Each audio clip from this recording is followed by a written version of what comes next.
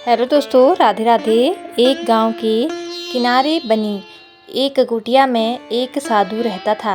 वह दिन भर ईश्वर का भजन कीर्तन करके समय बिताता था। उसे न तो अपने भोजन की चिंता रहती थी और न ही धन कमाने की। गांव के लोग स्वयं ही उसे भोजन दे जाते थे। साधु उसी भोजन से पेट भर लिया करता था। उसे न तो किसी चीज की ख्वाहिश थी और न ही लालच। वह बहुत उदार और कोमल हृदय व्यक्ति था। यदि कोई दुष्ट व्यक्ति उसे कभी कटु शब्द भी बोल देता तो साधु उसका बुरा नहीं मानता था। सभी लोग साधु के व्यवहार की प्रशंसा किया करते थे। इसी कारण से वे उसकी हर प्रकार से सहायता किया करते थे। एक बार कड़ाके की सर्दियों के दिन थे। साधु अपनी कुटिया में आग जलाकर गर्मी पाने का प्रयास कर रहा था। तभी उसे अपने दरवाजे पर दस्तक सुनाई दी। साधु सोचने लगा कि सर्दी की रात में इस वक्त कौन आ सकता है। साधु ने दरवाज़ा खोला तो देखा कि एक लोमड़ी बाहर आकर खड़ी थी, जो सर्दी से कांप रही थी। लोमड़ी बोली, मैं सामने के पहाड़ों में रहती हूँ। वहाँ आजकल बर्फ गिर रही है। इस कारण मेरा जीना मुश्किल हो गया है। आप कृपा करके मुझे रात्रि में थोड़ी सी जगह दे दीजिए। मैं सुबह होते ही चली जाऊंगी। साधु ने नम्रतापूर्वक उसे भीतर बुला लिया। कोई बात नहीं, परेशान होने की, तुम जब तक चाहो यहाँ रह सकती हो। कुटिया में जली आग के कारण लोमड़ी को राहत महसूस होने लगी। तब साधु ने लोमड़ी को दूध और रोटी खाने को दी। लोमड़ी ने पेट भरकर भोजन किया और एक कोने में सो गया। सुबह होते ही लोमड़ी ने साधु से बाहर जाने की आज्ञा मांगी। साधु ने उससे कहा कि वह उसे अपना ही घर समझकर यहाँ जब चाहे आ सकती है। रात्रि होने पर लोमड़ी फिर आ गई। साधु ने उससे दिन भर की बातें की, थोड़ा भोजन दिया, फिर लोमड़ी एक कोने में सो गई। इसी तरह दिन बीतने लगे। लोमड़ी प्रतिदिन रात्रि होने पर आ जाती और सुबह होते ही जंगल की ओर चली जाती। साधु को लोमड़ी से एक बालक के समान प्यार हो गया। अब जब कभी लोमड़ी को आने में थोड़ी देर हो जाती तो साधु दरवाजे पर खड़े होकर उसकी प्रतीक्षा करता और उसे देर से आने का कारण पूछता।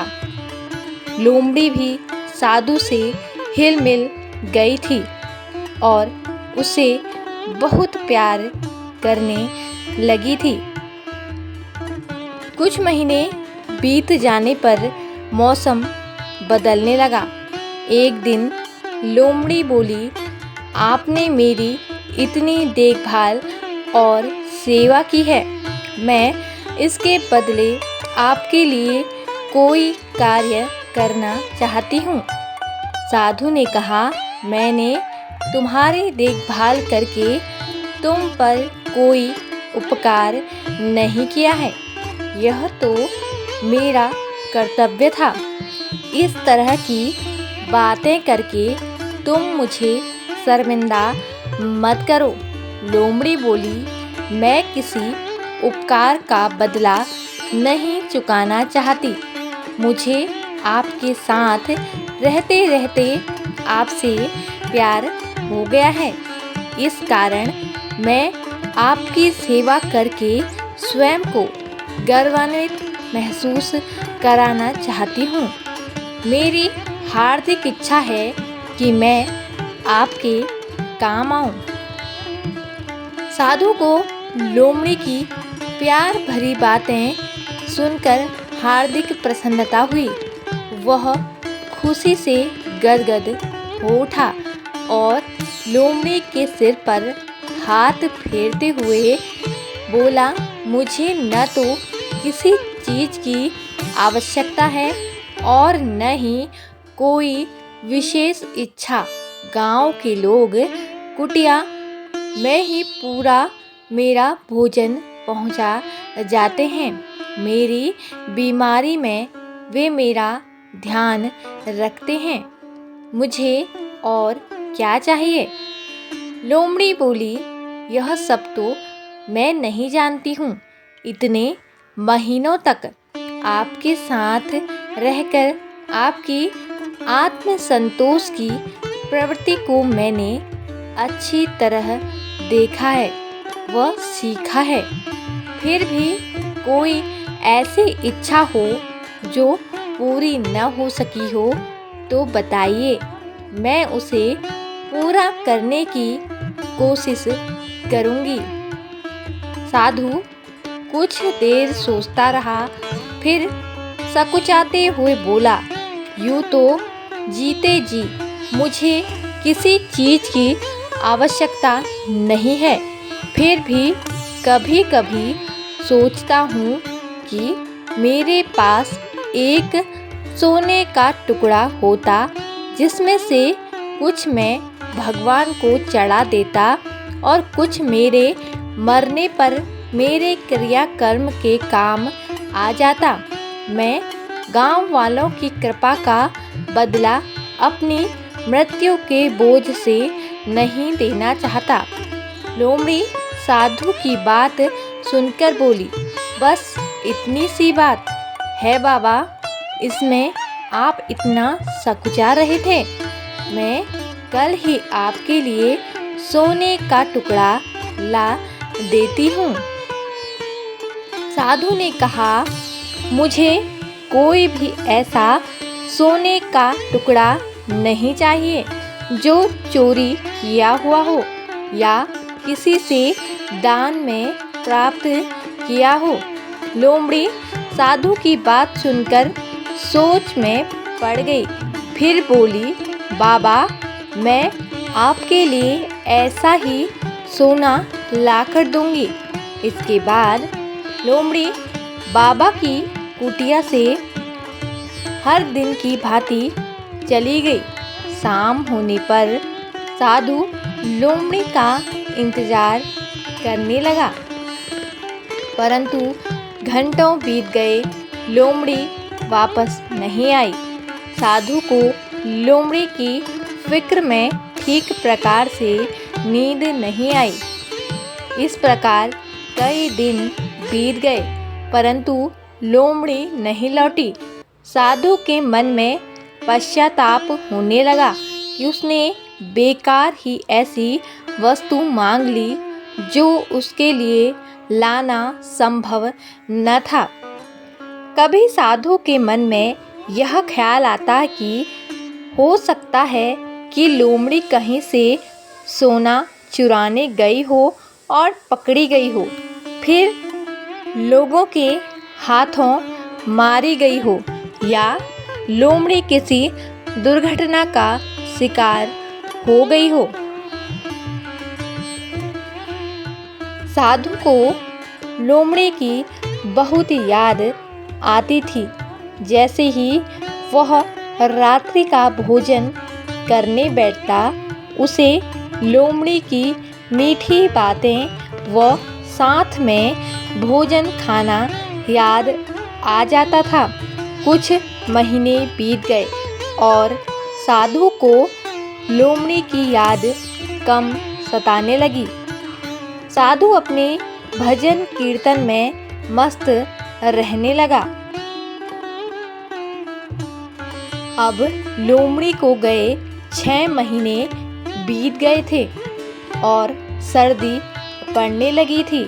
एक दिन अचानक कुटिया के द्वार पर किसी के दस्तक की आवाज़ हुई। साधु ने द्वार खोला तो यह देखकर हैरान रह गया कि द्वार पर पतली दुबली लोमड़ी खड़ी थी। साधु ने कहा, अंदर आओ, तुम इतनी दुबली कैसे हो गई? लोमड़ी ने खुशी के आंसू बहाते हुए सोने का टुकड़ा साधु के आगे रख दिया और अपना सिर साधु के चरणों में टिकाकर बैठ गई। साधु लोमड़ी के सिर पर प्यार से हाथ फेरते हुए बोला, तुम्हें इसके लिए इतना परेशान होने की क्या आवश्यकता थी? तुम नहीं जानती कि मैं तुम्हारे लिए कितना परेशान रहता था। तुम मेरे बालक के समान हो। लोमड़ी बोली, मैं इसके लिए बिल्कुल भी परेशान नहीं थी। मुझे तो अपना कर्तव्य पूरा करना था। आपके प्यार की मैं सदैव ऋणी रहूंगी। यह मेरी छोटी सी भेंट आप स्वीकार कर लीजिए। साधु का मन भी लोमड़ी का प्यार देखकर विचलित हो उठा। उसकी अश्रुधारा बह निकली। वह बोला, लेकिन यह तो बताओ कि तुम इतने दिन कहाँ थी? यह सोने का टुकड़ा कहाँ से लाई? लोमड़ी बोली, जिन पहाड़ों पर मैं रहती हूँ उसी के दूसरी तरफ सोने की खाने हैं। वहाँ पर खुदाई के वक्त सोने के कण गिरते जाते हैं।